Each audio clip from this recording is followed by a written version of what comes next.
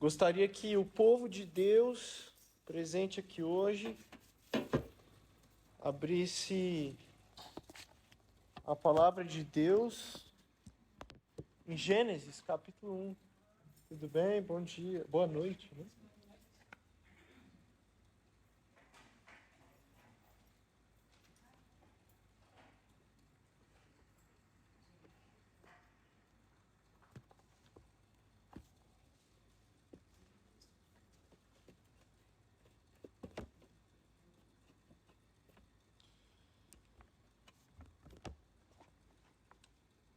Todos abriram? Gênesis 1, 26.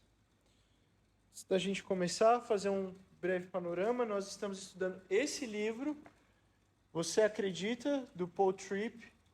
Ele é um livro muito fácil de ler, muito tranquilo, letra grande. Ele explica as doutrinas e depois aplica para as nossas vidas. Como Luiz leu em Atos 2, a igreja primitiva permanecia na doutrina e nos ensinos apostólicos. E nós, igualmente, devemos fazer isso.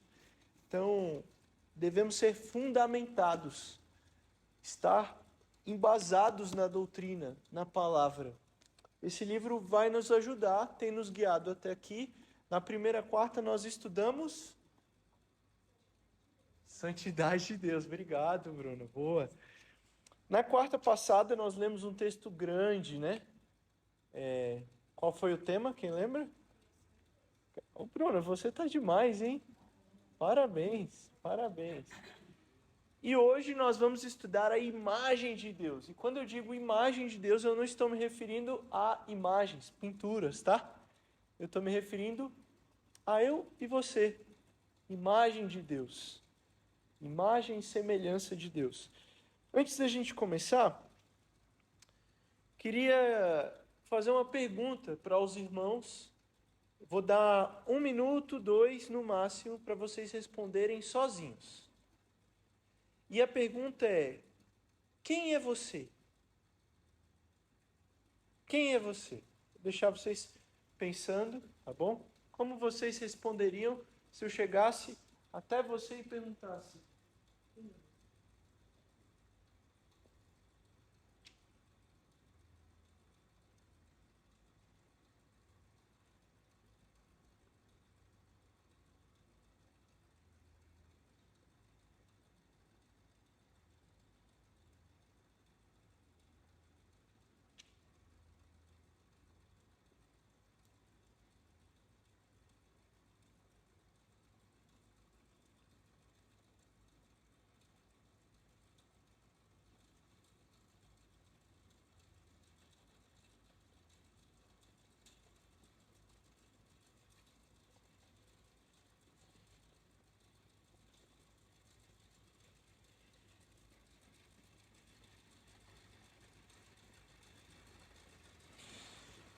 Bem, gostaria que vocês então guardassem essa resposta no coração de vocês. Vamos ver se essa resposta está compatível com o ensino das Escrituras. E por que eu joguei essa pergunta para vocês? Porque quando eu saía da faculdade de noite, eu tinha o costume de dar carona para os meus amigos. Eu entendia que se Deus me deu um carro, graça dele, então eu devia compartilhar essa graça com os meus amigos. Eu levava os meus amigos até onde eu conseguia, na rodoviária, no metrô ali de Brasília. Só que, é claro que amigos têm amigos. Então, às vezes, eu recebia mais de 1, 2 pessoas no carro, amigos desses meus amigos que eu não conhecia. E a primeira pergunta que a gente faz quando a gente não conhece alguém é: quem é você? Quem é você? E aí, teve uma vez que eu perguntei para esse menino chamado Afonso, é um nome fictício para não expor essa pessoa. E ele falou assim: olha, eu sou o Afonso, eu faço farmácia, eu trabalho em tal lugar e moro naquela cidade. Eu falei: Afonso, beleza, você me falou coisas que você faz. Você me falou coisas que são passageiras. Estão mudando. Você vai parar de fazer farmácia um dia, você vai parar de trabalhar nesse lugar, você vai talvez mudar de cidade, de bairro. Você não respondeu a minha pergunta. Você respondeu o que você faz. Mas você não respondeu o que você é. Aí ficou aquele climão, né? Porque ele achava que tinha respondido minha pergunta, aí ele ficou meio assim, nossa, quem eu sou? Quem eu sou? Geralmente, a gente tem o costume de responder quem nós somos com o que nós fazemos. E hoje nós vamos entender, nós vamos compreender o que as Escrituras nos ensinam sobre quem nós somos, para a gente conseguir responder essa pergunta com facilidade, sem gerar nenhum climão nas nossas festas, nas nossas convivências. Nós vamos ver que nós somos seres criados à imagem e semelhança de Deus. Grave essa frase. Você é imagem e semelhança de Deus. Vamos ler o texto bíblico? Gênesis 1, 26 e 27. Diferente do texto da semana passada, que foi muito grande, a gente vai ler apenas 2 versículos. O texto bíblico diz assim: Também disse Deus, façamos o homem. Aqui homem, Adam, do hebraico Adam, homem e mulher. A nossa imagem, conforme a nossa semelhança. Tenha ele domínio sobre os peixes do mar, sobre as aves do céu, sobre os animais domésticos, sobre a terra e sobre todos os répteis que rastejam pela terra. Criou Deus, pois o homem, a sua imagem, e a imagem de Deus o criou. Homem e mulher os criou. Vamos orar? Senhor, obrigado por essa noite. Obrigado pela graça e pela oportunidade de estudar a Tua palavra. O Senhor decidiu se revelar, se apresentar a nós por meio dessa palavra. Então fala conosco, fale aos nossos corações, nos ensine, nos exorte, nos console, e que dia após dia possamos ser mais parecidos com o Senhor. Essa é a minha oração e o meu pedido, em nome de Jesus. Amém. Então, bem, o que Deus quer dizer com essas palavras? Vocês são imagem e semelhança. Vocês são imagem e semelhança. O nosso amigo Paul Tripp, ele diz o seguinte: com essas palavras, Deus está definindo a identidade de Adão e Eva. Deus está falando quem é Adão e Eva. Deus está falando quem sou eu e quem é você. Quem é você? E com essas palavras, tudo bem? Boa noite. E com essas palavras, Deus estabelece uma absoluta singularidade do relacionamento de ambos com Ele. Ser humano é ter dignidade e valor para carregar a imagem do próprio Deus. Nós somos imagem de Deus. Diferente de todos os outros animais, dos nossos cachorrinhos, dos nossos calopsitas, dos nossos passarinhos, dos nossos gatinhos, nós somos diferentes. Nós temos uma relação única com Deus. Uma relação que nenhum outro ser tem. Nós somos imagem e semelhança de Deus. Nós temos valor, nós temos dignidade, porque nós carregamos algo do próprio Deus. Do próprio Deus. Mas o que significa ser imagem e semelhança? Imagem e semelhança tem pelo menos 3 significados que nós vamos estudar aqui. Significados que vocês devem levar no coração. E aí, semana que vem eu vou perguntar. E aí eu quero ver o que vocês lembrarem. O primeiro significado de imagem e semelhança é que nós somos seres relacionais. Nós nos relacionamos. Nós temos contato, nós temos comunhão. Em segundo lugar, nós somos seres morais. Nós temos uma moralidade. Nós sabemos o que é certo e o que é errado. Em terceiro lugar, nós somos seres espirituais. Nós temos uma alma. Uma alma. Em primeiro lugar, nós vamos ver cada uma dessas 3, mas em primeiro lugar, nós somos seres relacionais. Nós temos relacionamentos. Agora, pense o seguinte: Deus é um ser relacional. Sabemos disso porque Deus criou eu e você para se relacionar com Ele. Não só eu e você, como o restante da criação se relaciona com Deus. Agora, se Deus é relacional antes de mim e você. Vocês concordam?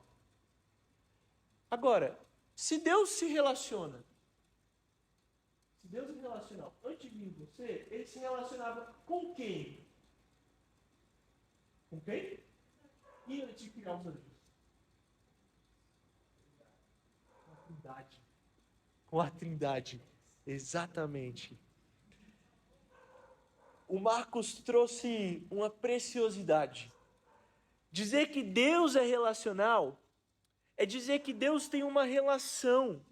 E essa relação com a Trindade é uma relação de amor. Uma relação de amor eterno. O Pai ama o Filho, que ama o Espírito, que ama o Pai. E a gente chama essa relação, no caso da Trindade, de pacto ou aliança da redenção. Pacto da redenção. Pense o seguinte. Eu amo a Natália. Eu amo tanto a Natália que eu decidi casar com ela e fazer uma aliança. A aliança, ela tem compromissos, promessas. No caso dessa aliança, tem os seus compromissos e as suas promessas. Eu vou pedir a ajuda de um amigo meu, chamado Luiz Berkoff. Ele vai definir esse pacto da redenção da seguinte forma. Temos um acordo entre o Pai, que representa a Trindade, e o Filho, que representa o seu povo, a igreja. O Filho, ele empreende satisfazer as obrigações que o Pai deu a ele. E o Pai promete ao Filho tudo que é necessário para a sua obra redentora. Essa aliança eterna é o fundamento firme da aliança da graça. Se Deus dá graça para nós, se Deus dá amor para nós, é porque Ele é amor. É porque Ele ama nesse relacionamento. Então perceba, esse amor, esse relacionamento da Trindade faz com que seja um amor tão grande que transborde a ponto de chegar em mim e você. Nós nos relacionamos porque Deus se relaciona. Nós somos relacionais porque Deus é relacional. Deus é relacional. Santo Agostinho diz que o homem é comunhão. Porque Deus é comunhão. E não é à toa, meus irmãos, que no Novo Testamento, com a vida, a morte e a ressurreição de Jesus, nos ensina que nós devemos viver em comunhão. E o Novo Testamento nos traz cerca de 25 mutualidades. A gente precisa viver mutualmente, uns aos outros, vida na vida. O Novo Testamento dá alguns exemplos de mutualidade. Nós precisamos amar uns aos outros, exortar uns aos outros. Bruna, você está errado. Vamos crescer juntos. Mutualidade é viver junto. A Bruna precisa falar, Pedro, você está errado, você está pecando. Vamos crescer juntos, eu quero te ajudar. Outra mutualidade, levar as cargas, os fardos uns dos outros. Aconselhar uns aos outros. Olha que curioso. Deus é comunhão, Deus é relacionamento, nós também somos. Deus nos aconselha e nós devemos aconselhar uns aos outros. É função do pastor aconselhar uns aos outros? Mas é só do pastor? Não, é de todos nós.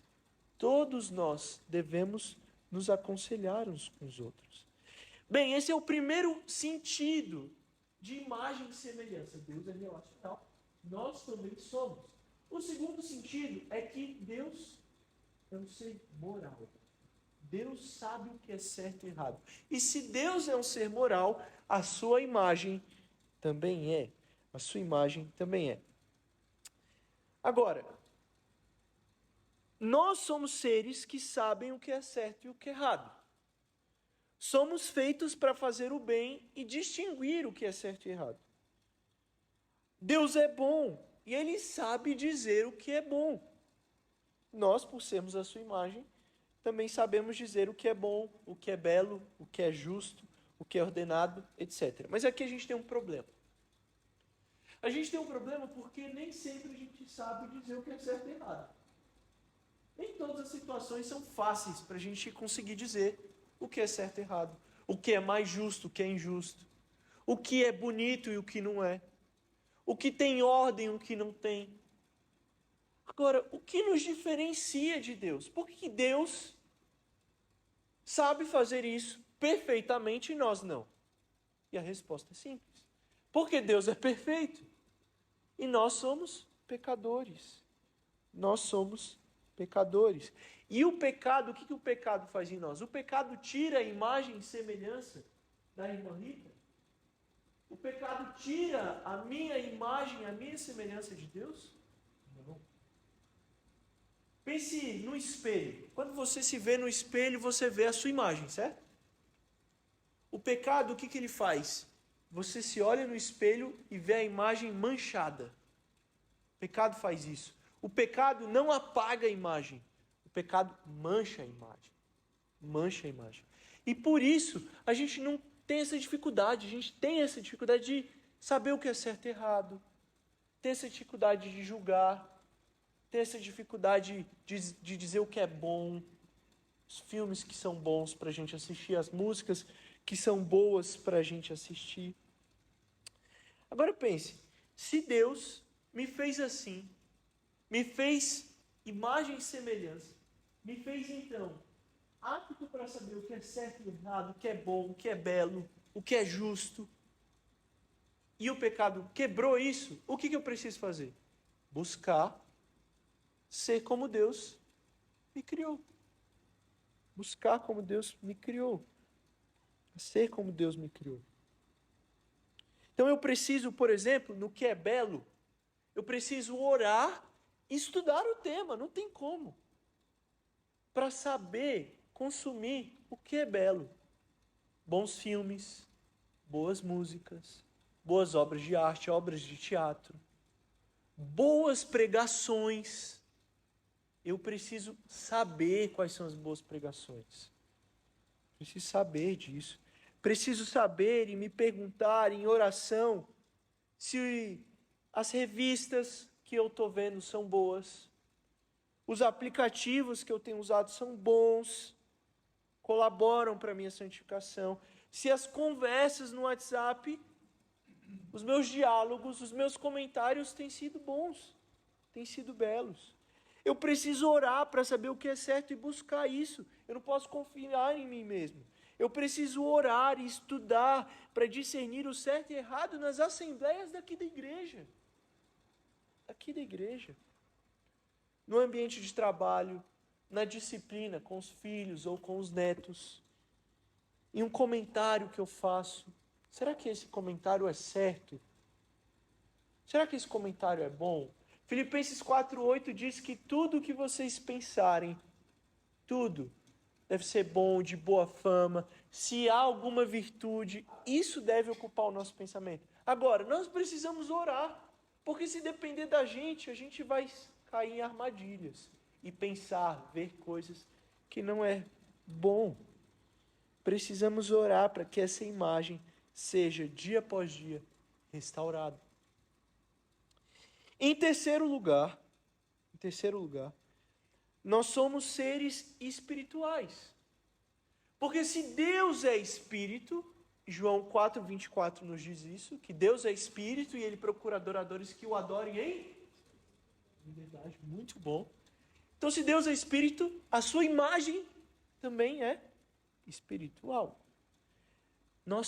Isso significa que nós temos uma alma. Nós temos uma alma. Deus soprou o seu fôlego de vida na gente. E por isso nós temos uma alma. Agora, qual é a relevância de sermos seres espirituais? E daí que a gente tem uma alma? O que isso muda? É que por meio dessa alma é possível conhecer, adorar e amar a Deus. Quando você lê nas Escrituras a palavra coração, ela não está falando sobre o órgão que bate. Ela está falando sobre a nossa alma. Ela está falando sobre tudo que nós somos. Todo o Pedro. Eu preciso amar a Deus de todo o coração. o Pedro precisa amar a Deus com a sua alma, com todo o seu ser. E é por meio da alma que nós conhecemos, adoramos e amamos a Deus. Então pense só. Se todo ser humano é imagem de Deus, então todo ser humano tem alma. E se com a alma eu conheço a Deus, amo a Deus, todo ser humano ama e conhece a Deus. Agora, por causa do pecado, nem todo mundo ama e nem todo mundo conhece a Deus. Mas todo mundo adora e ama alguma coisa. Isso é fato. E alguém pode falar assim, mas Pedro, todo mundo adora alguma coisa? Sério? O meu vizinho se diz ateu, ele não adora nada, não. Não. Todo mundo adora algo. Todo mundo adora algo. Alguns exemplos, tá? Para a gente pensar. O nosso meio, da grande cidade, possui um Deus chamado trabalho. Trabalho. E essas pessoas que adoram e amam Deus trabalho, geralmente vão sacrificar tudo pelo trabalho. Colocar tudo no altar chamado trabalho. Essa pessoa que adora o trabalho vai abdicar da sua família, dos seus filhos, do seu lazer, do cuidado com o corpo. Quem adora o trabalho não adora a Deus, porque não é possível servir a dois senhores. Ou então, por exemplo, pessoas que adoram o dinheiro e vão fazer tudo para conseguir dinheiro. Adoram o dinheiro. Sacrificam o trabalho, sacrificam a família, sacrificam tudo para ter dinheiro. Para ter dinheiro. Então, o fato da gente ser imagem de Deus mostra que nós somos seres espirituais e que todos adoramos alguma coisa. Agora, nesses 20 minutos finais, a gente pode pensar como que ser imagem de Deus muda a minha e a sua vida na prática. Na prática, porque essa é a proposta daqui. Não adianta a gente encher a boca para falar que sabe teologia se a gente não muda a nossa vida comum, a nossa vida diária. Então, em primeiro lugar, a primeira aplicação, eu comecei falando que a imagem e semelhança de Deus garante a nós dignidade e valor. Garante a nós identidade. Nós somos isso, nós somos imagem e semelhança de Deus. E se todo ser humano é imagem e semelhança de Deus, tem dignidade, todos os grupos têm também essa dignidade. Eu queria chamar a atenção para um grupo que, por vezes, é deixado de lado, é tratado como sem dignidade, que é o grupo das mulheres. Em geral, a nossa sociedade dá valor às mulheres não pelo que elas são, não pelo que elas são, não porque elas são imagem e semelhança de Deus, mas geralmente a nossa sociedade atribui valor à mulher relacionado à sua beleza. Então, eu convivo com essa mulher porque ela é bonita. Eu contrato essa mulher porque ela é bonita. Acontece isso na nossa sociedade. Ou então, muitos dos homens veem a mulher apenas como um objeto de prazer sexual. Isso é fácil da gente perceber, por exemplo, na forma como as mulheres são incentivadas e pressionadas a se vestirem de forma provocante. Pedro, como que você sabe disso? Eu falei para os irmãos que a Natália tem um brechó online. E nesse brechó, além das roupas usadas que ela vende, é claro que são usadas, mas ela faz uma curadoria, ela conserta, são roupas muito boas, muito boas. Mas não só roupas usadas, ela vende também roupas novas. Para isso, ela precisa procurar fornecedores que disponibilizem roupas para ela comprar em atacado e vender. E é curioso, porque ela me mostra, ela fala assim, amor, é muito difícil mulheres se vestirem bem de forma modesta. E aí ela me mostra o catálogo. A maioria das roupas são coladas, curtas, sexualizadas. As mulheres sofrem uma pressão para se vestir assim. É muito difícil. E quando não, quando as roupas não são assim, são muito caras.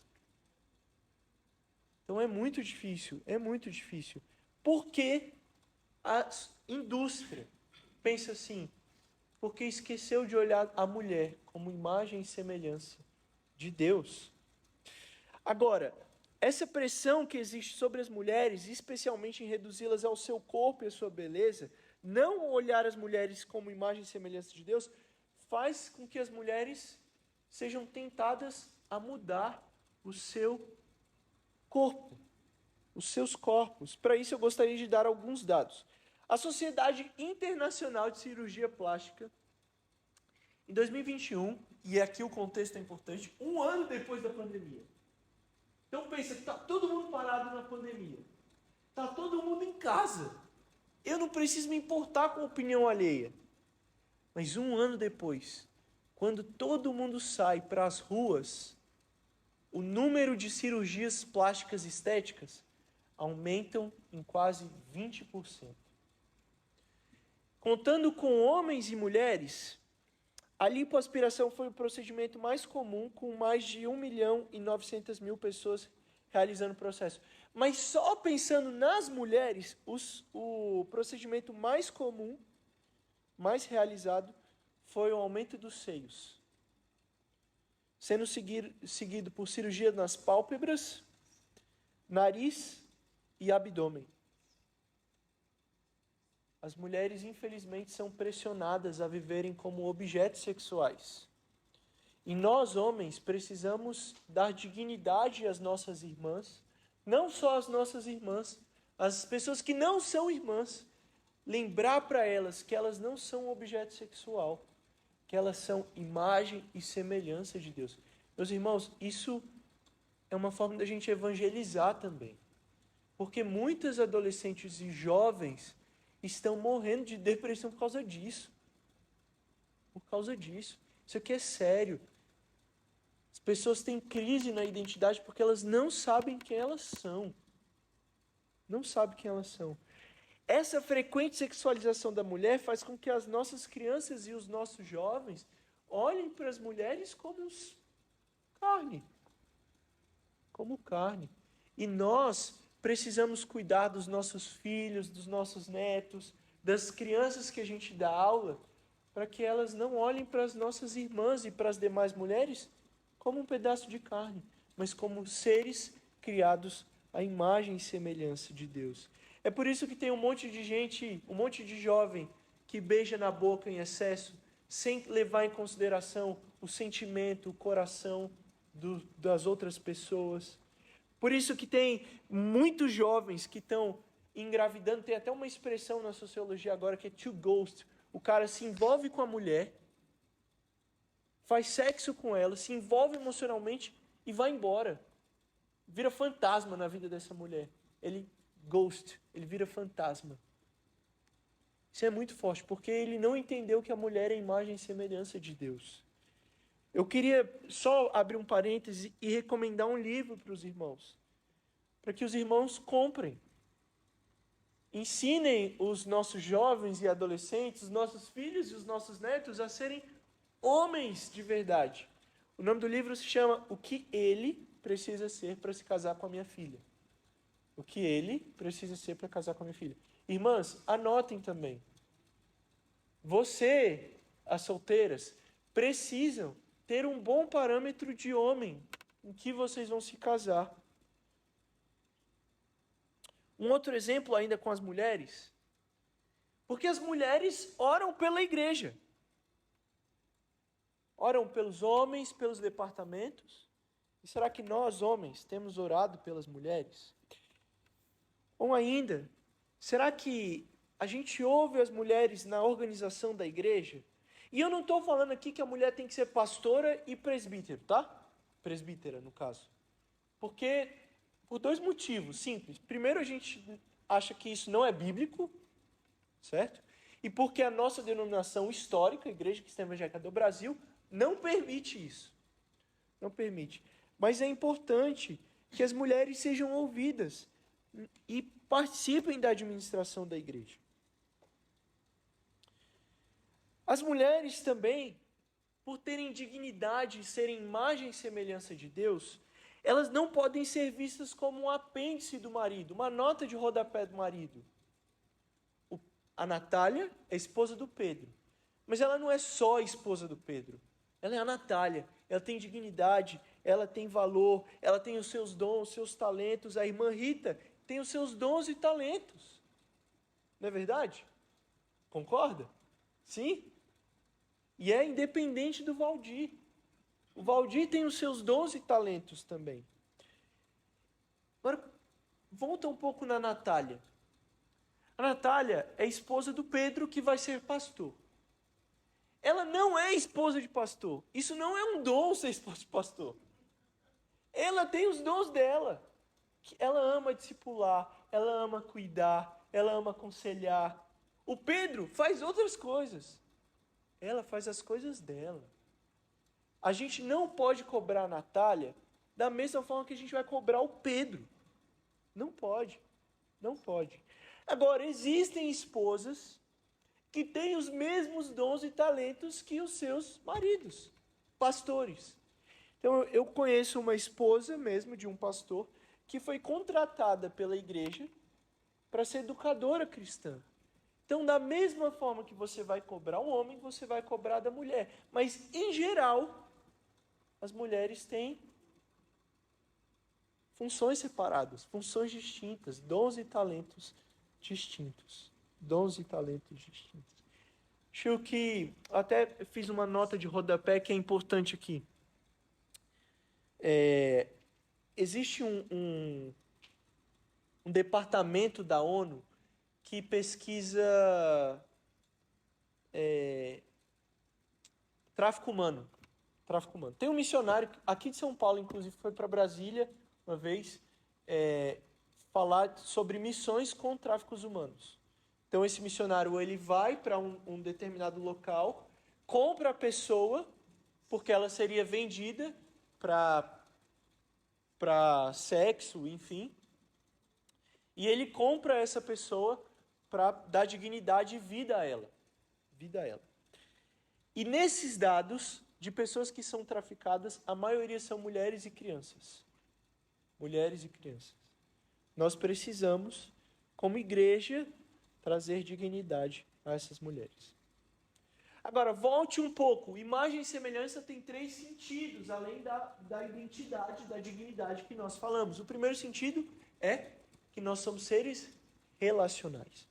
Nós temos relacionamento. E agora, meus irmãos, isso significa que a segunda aplicação é que nós precisamos nos relacionar. Como eu falei, é necessário viver as mutualidades cristãs e viver em comunidade. Viver em comunidade. E se ser relacional tem um sentido positivo, ou seja, significa que nós precisamos nos relacionar, tem um sentido negativo também. Nós não podemos se isolar. Nós não podemos se isolar. Provérbios 18:1 diz o seguinte. Esse provérbio é aquele provérbio, um daqueles provérbios que a gente anota na cabeça. Quem se isola, busca interesses egoístas e se rebela contra a sensatez. Quem se isola não quer ser sábio. É egoísta. Eu falei na primeira pregação que tem pessoas que têm energia social baixa, faz parte, mas não podemos usar isso. Não podemos usar a timidez como desculpa para se isolar. Porque nós somos relacionais.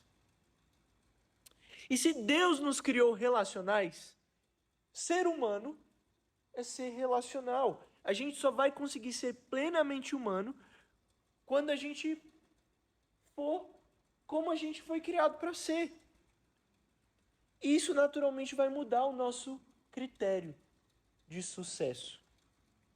O sucesso, então, ele não deve ser medido pelo dinheiro que a gente tem na conta bancária. Até porque se isso fosse critério, eu estava no sal. O nosso critério de sucesso não deve ser medido pelos títulos que nós temos. Eu sou líder, eu sou presbítero, eu sou pastor, eu sou chefe do meu departamento, eu sou marido, Nosso sucesso não é por isso. O nosso sucesso não deve ser medido também pelo tempo que nós estamos na igreja. Agora, o nosso sucesso deve ser medido pelo quanto nós fazemos a vontade de Deus e, consequentemente, somos relacionais. O nosso sucesso, meus irmãos, um dos critérios é como e quando a gente se relaciona. Será que a gente tem vivido com o povo de Deus? Mensagem de domingo. Será que a gente tem vivido com o povo de Deus? Será que a gente está junto? A gente ama estar com o povo de Deus, como Paulo amava estar com os Tessalonicenses e fazia questão de estar com os Tessalonicenses? O nosso sucesso, um dos critérios do nosso sucesso é quando a gente se envolve com o povo de Deus e ama a obra de Deus. E aqui eu estou falando de comunhão em pequenos grupos, os encontros depois do culto, os encontros durante a semana, as caminhadas no Serete, as jantas na casa dos irmãos. É isso. E todos esses encontros, para que juntos a gente cresça conforme a imagem de Deus. Em segundo lugar, uma terceira aplicação, lembrando o segundo ponto da imagem e semelhança, é que se nós somos seres morais, nós precisamos aprender a moral. Nós precisamos aprender com o Senhor o que é certo e o que é errado. Nós precisamos saber o que é justo, o que é bom, o que é correto. Falei disso, né? Uma terceira aplicação, ainda pensando em identidade e valor, é que o fato do homem ser imagem e semelhança de Deus faz com que o homem tenha valor único. Não é um valor, uma dignidade adquirida pelo trabalho, pelo dinheiro, pelo sucesso, pela raça, pela cor, pela beleza, pelo status, pelo carro, pela casa. A nossa dignidade também não é adquirida pelo número de seguidores no Instagram e TikTok que nós temos. Paul Tripp nos ajuda dizendo o seguinte: devemos sempre nos lembrar que odiar alguém que é portador da imagem de Deus é odiar o próprio Deus. Assim como cometer violência contra um portador da imagem de Deus é cometer violência contra Deus. E desonrar qualquer um que é feito à imagem de Deus é desonrar o próprio Deus, o próprio Criador. E aí, meu irmão, faça uma atividade. Pense um pouquinho. Se tem aquele irmão que a gente fala o nome dele e a gente já fica assim. A gente odeia alguém que tem imagem e semelhança de Deus. A gente odeia o próprio Deus. E não só irmão. Um político, uma autoridade. Tem algum político que você, sabe? Se você pudesse ser... Muito difícil, né? Mas odiar um ser criado à imagem e semelhança de Deus é odiar o próprio Deus. E é por isso, meus irmãos, pelo fato do homem ser imagem e semelhança de Deus, pelo fato dele ter valor, dele ter dignidade, é que nós fazemos o maná. Que nós vamos frequentemente para a casa dos valentes. É um motivo pelo qual a gente não deve odiar, desrespeitar ninguém. É um dos motivos pelos quais desacato à autoridade é crime. A nossa lei, a nossa legislação, ela é essencialmente cristã, ainda que pessoas neguem isso e querem colocar pautas que não são cristãs. Mas a nossa legislação, a gente só não mata, além de ser loucura, é porque é cristão. É cristão. A gente não desacata a autoridade porque isso é um princípio cristão. Princípio cristão. A gente não xinga o motorista que te fecha na marginal, no meio do trânsito, quando está chovendo. Porque isso é um princípio cristão. Porque esse motorista que te fecha na tempestade, lá na marginal Tietê, marginal leste, porque ele é imagem e semelhança de Deus. Uma outra aplicação é que a gente precisa tomar cuidado com a nossa língua. Para isso eu vou pedir ajuda de Tiago, irmão de Jesus. Abre aí comigo em Tiago capítulo 3.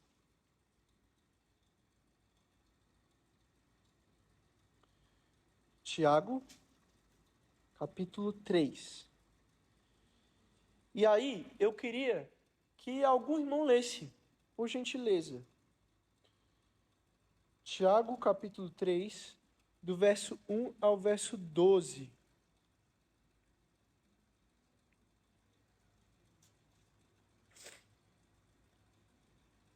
Meus irmãos, não vos torneis muitos de vós mestres, sabendo que havemos de receber maior juízo. Porque todos tropeçamos em muitas coisas. Se alguém não tropeça em falar, é perfeito varão, capaz de refrear também todo o corpo. Ora, se pomos freio na boca dos cavalos para nos obedecer, também lhes dirigimos o corpo inteiro. Observar igualmente os navios que, sendo tão grandes e batidos de rijos ventos, por um pequeníssimo leme são dirigidos para onde queira o impulso do timoneiro. Assim também a língua, pequeno órgão, se gaba de grandes coisas. Vede como uma fagulha põe em brasas tão grande selva. Ora, a língua é fogo, é mundo de iniquidade. A língua está situada entre os membros do nosso corpo e contamina o corpo inteiro. Não só põe em chamas toda a carreira da existência humana, como também é posta ela mesma em chamas pelo inferno. Pois toda espécie de feras, de aves, de répteis e de seres marinhos se doma e tem sido domada pelo gênero humano.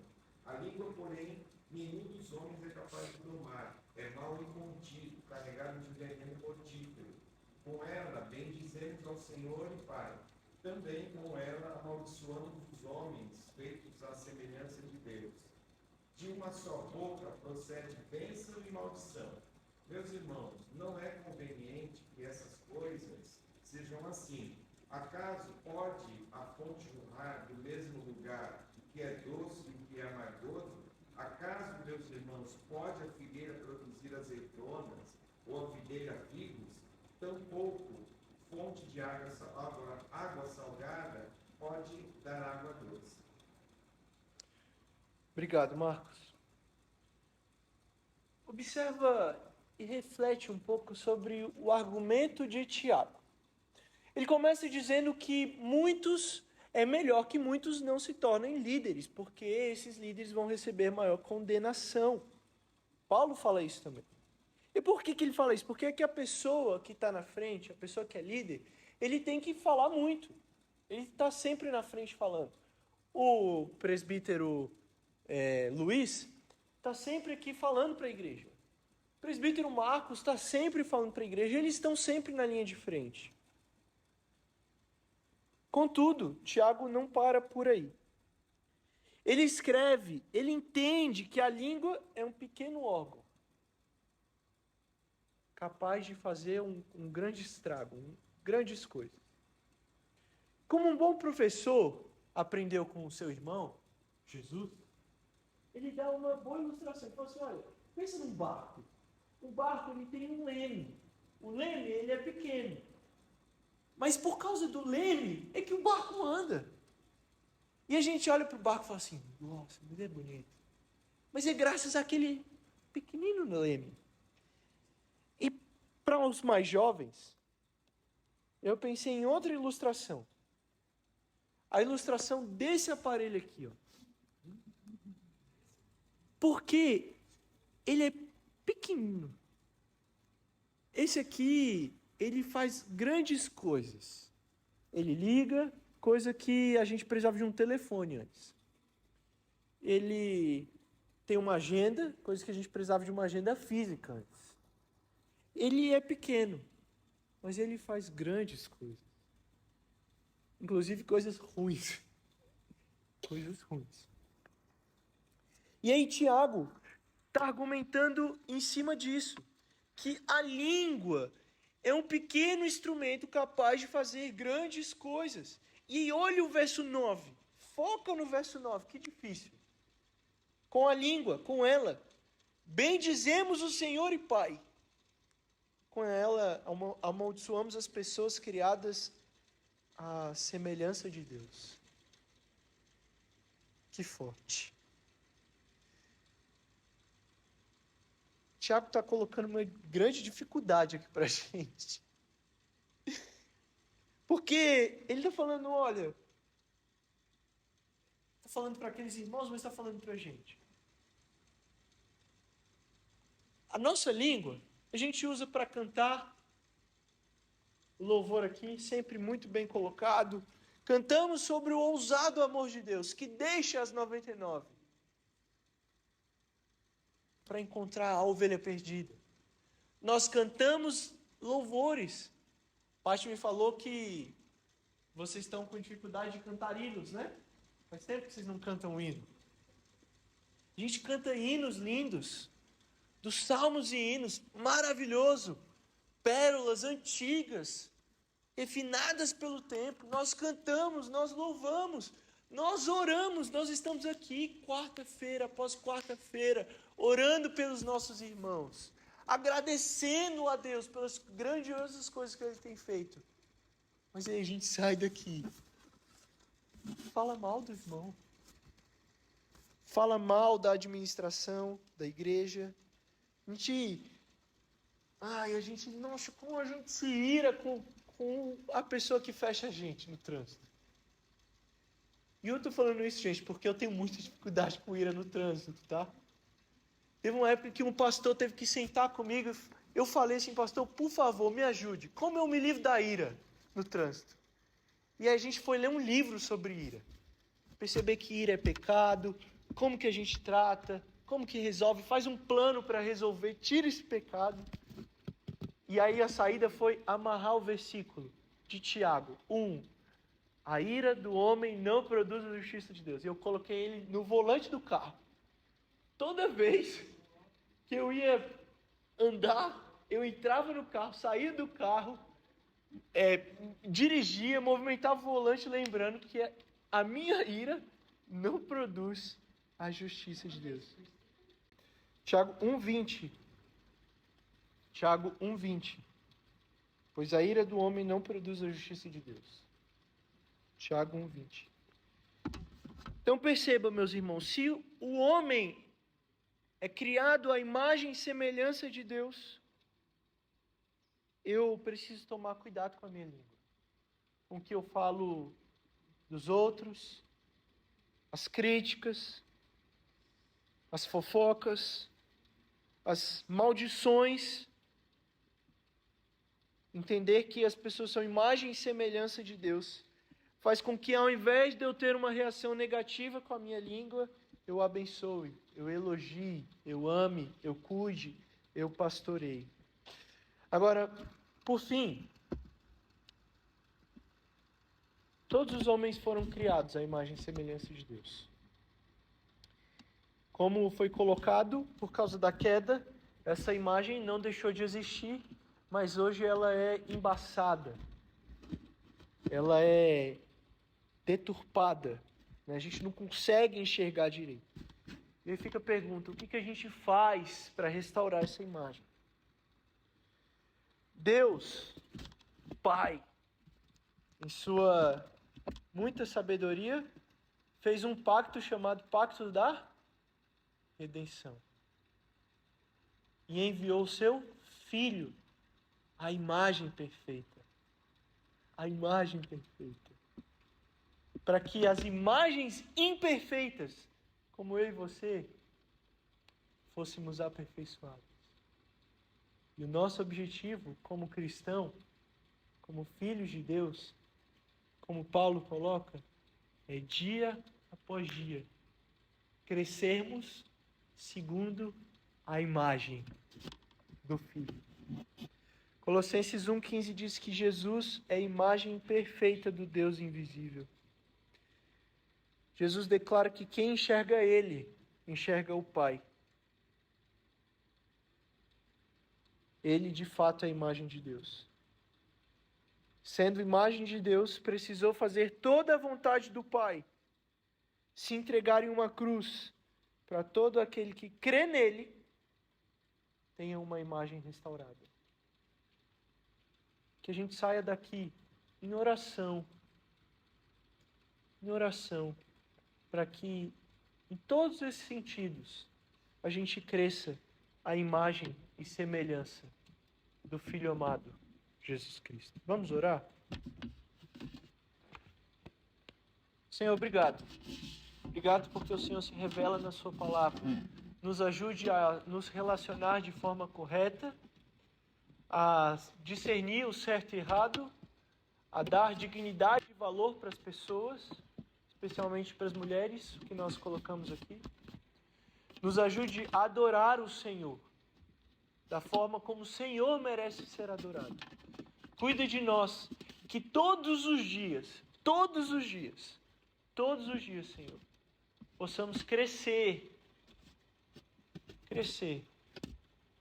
para que a gente possa ser mais parecido com o seu Filho, Jesus Cristo. É assim que nós oramos, em nome de Jesus. Amém.